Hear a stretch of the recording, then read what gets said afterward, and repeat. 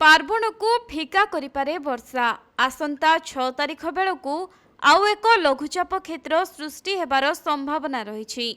पश्चिम केंद्रीय बंगोपसागर एवं संलग्न अंचल लघुचाप क्षेत्र सृष्टि हो पारे।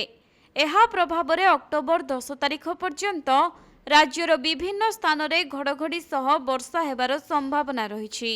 आउ सेही समय रे दुर्गा पूजा पड़ुथिबारु पार्वण को वर्षा फिका करिपारे बोली अनुमान करा जाउछि। तेबे अक्टोबर मास 9 तारिख रे मंडपरे देवी माँ दुर्गांको महाषष्ठी पूजा रही। आउ वर्षा लगी रहिले पार्वण फिका पड़िपारे बोली आशंका रही। अन्यपटे ड्रप लाइन प्रभाव में राज्यर विभिन्न स्थान में जारी रही वर्षा। अनिर्दिष्ट काल पई पंचलिंगेश्वर मंदिर रे दर्शन को बंद करा जायछि। प्रबल वर्षा और झरणार प्रखर स्रोत आसिबारु बालेश्वर नीलगिरी स्थित प्रसिद्ध पंचलिंगेश्वर मंदिर रे भक्तों पई दर्शन बंद रही। पूजा मंडपरे दीप जालिबा स्थान रे आंठुए उच्चर पानी प्रवाहित हेउछि।